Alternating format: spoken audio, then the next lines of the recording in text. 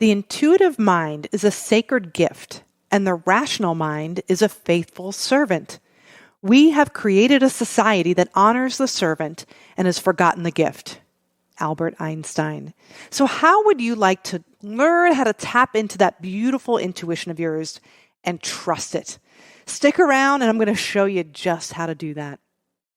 The following was recorded in front of a live studio audience at the Studio 21 Podcast Cafe.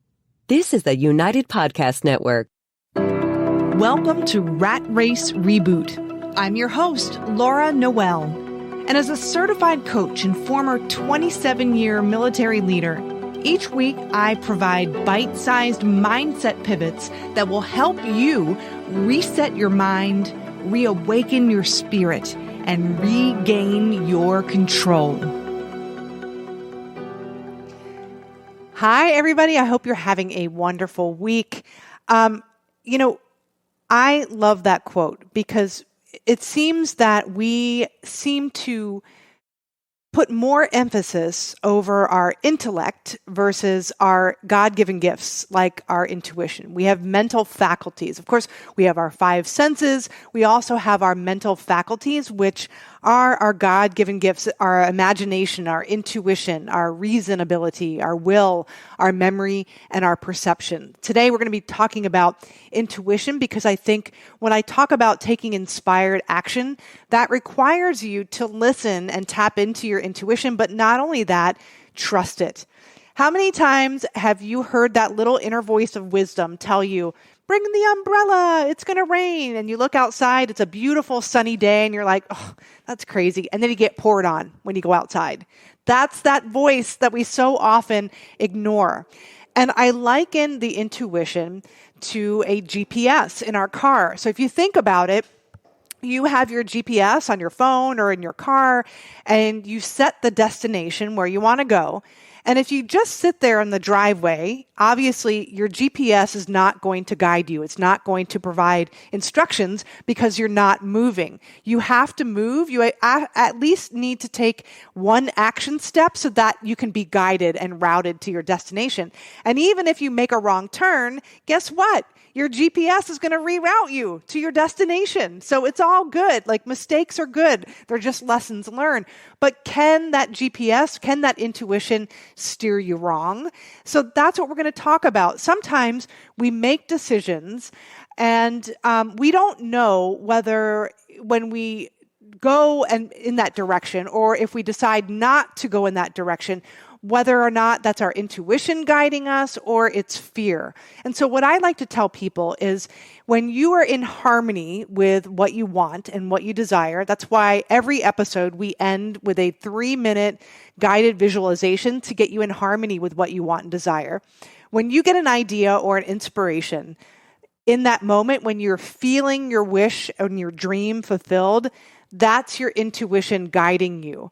But when you are getting bombarded by circumstances that are happening around you and you're stuck in analysis paralysis, that's not your intuition guiding you. That's your fear. And so that's how you discern. So you can get back on track when you're stuck in chaos or confusion or analysis paralysis. A great way to overcome that is to just tell yourself to sit down, shut the heck up, quiet your mind, get in harmony just for a few minutes with what you want, and then you'll get clarity in that moment. So I want to share a story with you. When I first transitioned to becoming an entrepreneur, and I made that transition from military to running my business, and some decisions that I was faced with making, and a couple of times where I did not trust my intuition, and it cost me tens of thousands of dollars. And I don't want that for you. And there are some lessons here learned. So I was starting my business, and I hired a coach to help me with Facebook ads and help me connect with the right people and find the right people who are also looking for somebody like me to help them and coach them. And things were going so well. Within a few months, my ads and everything were really starting to take off, and wonderful people were finding me, and we were having great conversations. And then my calendar just started to explode with calls and appointments, and it was getting to be a little bit much. So I also needed to then start building my team. And I was being influenced by all of those things that were happening. My schedule was busy. I didn't know how to manage my schedule. I wanted to do this quickly so that I could scale. And so I hired 2 people on the recommendation of other people who I highly respect and who know a lot about this industry and marketing and everything. So I hired one person to manage my ads and manage my Facebook page and all of my assets and my business page. And what he wanted to do, things were happening well for 3 months. We just started to get in a rhythm. And when he took over, he said, I want to set up new ads and test and do all of this stuff. And here's how much it'll cost every month. And I didn't question him, but something in the back of my head said, why is he redoing this? This is working. We just got momentum. Shouldn't we ride this momentum? But I had more faith in him and the person who recommended him to me and made that connection that I said, okay, I'll do it. I'm just learning. All right, I'll follow his lead. He's the expert. And then it just kind of generated a higher monthly fee because he was doing a lot more work on the front end, a lot of things that were already done, right?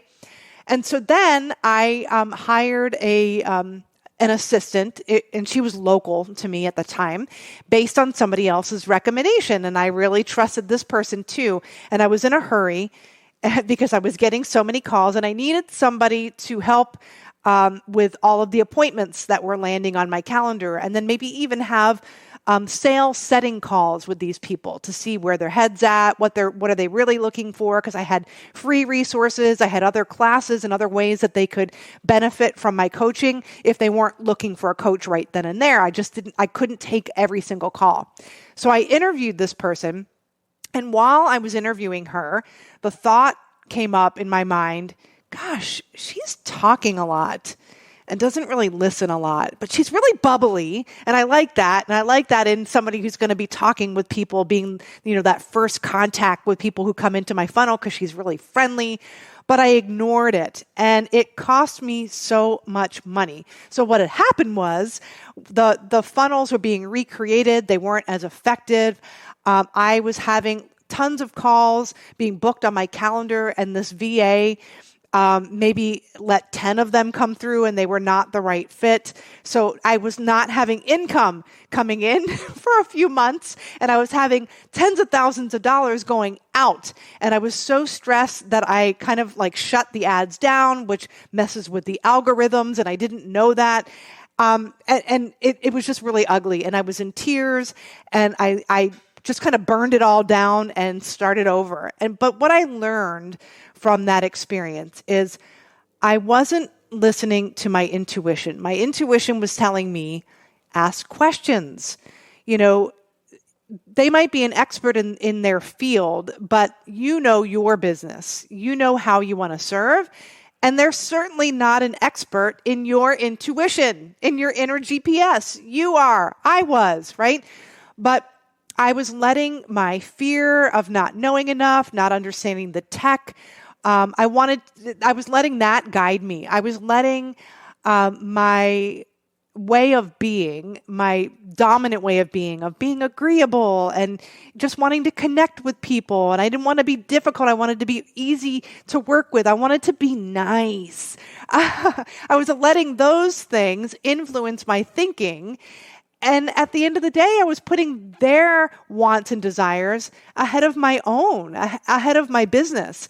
And it cost me dearly.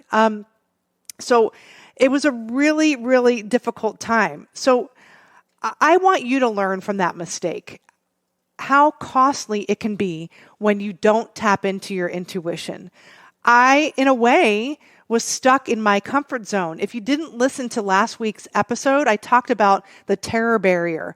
And, terror barrier is when you are doing something you've never done before and you're afraid and you crash through it anyway, knowing that on the other side, the universe has your back, right? Or you have your back and you're going to do it and you're going to succeed anyway. Well, I was crashing through the terror barrier in building my business and investing in my business and investing in coaching and putting myself out there. But when I look back, there were a lot of areas where I was not crashing through my terror barrier and I was stuck in my comfort zone. And I kind of wrote a few notes here. Again, being nice, being kind. That was my comfort zone. Not learning the tech and getting my hands in it and getting eyeball deep in it was my comfort zone. I didn't like tech. That doesn't mean that I would do it forever, but I should have at least had experience enough in it to be able to guide other people on my team in the way that I wanted to. So I was stuck in my comfort zone, and I had to be willing to look at myself and be honest with myself so that I could steer things back on track. But there are a couple of things that I want you to ask yourself when you hear your intuition guiding you and you're wanting to ignore it and you're putting more stock in what somebody else is saying, and you're trying to be agreeable and nice. I want you to ask yourself, take a pause first and foremost, because you can't think if you're not finding quiet and space in your mind, and you're being bombarded by other people's wants and desires and competing desires and ideas and all of this stuff going on around you. Find some space just to have quiet for a couple moments and ask yourself, what am I feeling right now? If I ask myself, what am I feeling right now, when I was interviewing that girl who I thought was talking too much and wouldn't be a great listener, I would have avoided a lot of heartache and drama later on because there were things that we just couldn't overcome, and it wasn't a good fit for my company. So what am I feeling right now? And don't ignore it. Why am I feeling this way? What do I need right now? Right? And then think about your desired result and then get back into taking inspired action. If I had done those things right then and there, things would have turned out differently. I would have asked good questions. I would have had a deeper understanding of the tech. And if I didn't, I would have asked questions about it. Hey, why are we doing this? I don't understand when this is working well. What do you see as not working? Could we ride this out a little bit longer and capture this momentum and then plan for the next phase when we want to scale? Those would have been reasonable questions to ask, and I didn't. I would have interviewed a little bit differently and said, you know what? Thank you so much for your time for this interview. I do have a few other people that I would like to interview first. I want to make sure that we're making the right decision, not just for me, but for you as well. There would have been no harm in that. But again, I was letting circumstances decide for me instead of tapping into my intuition and letting that guide me. And it cost me. So I wasn't thinking. Mental activity does not constitute thinking. Tapping into your mental faculties does constitute thinking. And when you're thinking, the results that you create for yourself are going to be incredible. And you're going to be surprised at what you can achieve and the ease and flow in which you can do it. So if you're just joining us on this episode, we're talking all about intuition, one of our mental faculties. And I want you to join us and join our community and go to ratracereboot.com. I want to hear from you. I want to hear from experiences that you've had. When have you tapped or not tapped into your intuition? When has it worked out well for you? When has it not worked out so well for you? And leave your comments. Give us a review. I read those comments and reviews and share this message with other people. Bring them along this journey with you. I'd love to have them.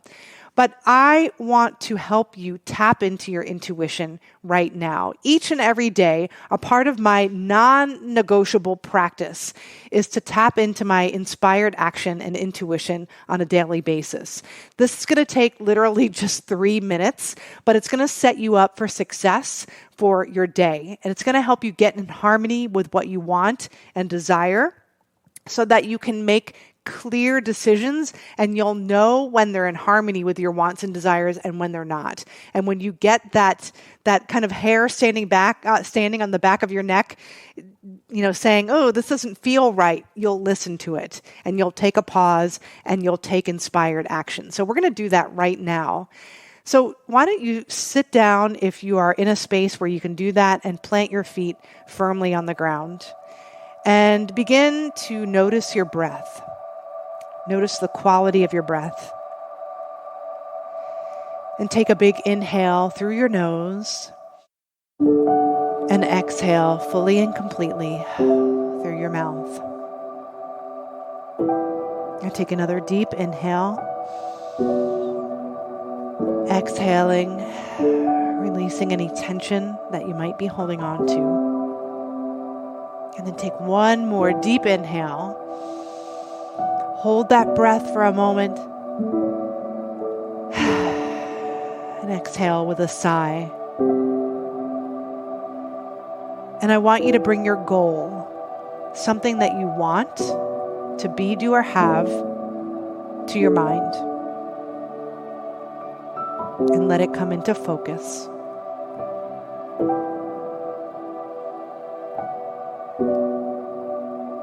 Think about how you're serving in the world. Maybe it's a day in the life of your most epic life ever. Try to get a sense of what you're doing in this image. Are you by yourself? Or are you with other people?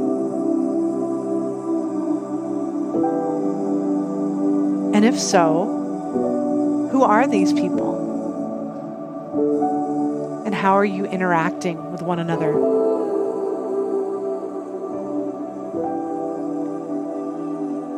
Start to pull in some information through your 5 senses. Notice in that scene how the air feels against your skin. Maybe you're reaching out to touch something. What does that feel like in your hand? What are some of the scents and sounds that you're noticing?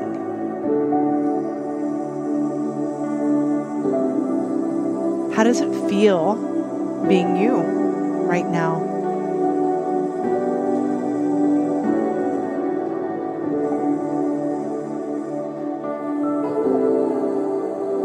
Do you feel more joy, at ease with how you're serving the world?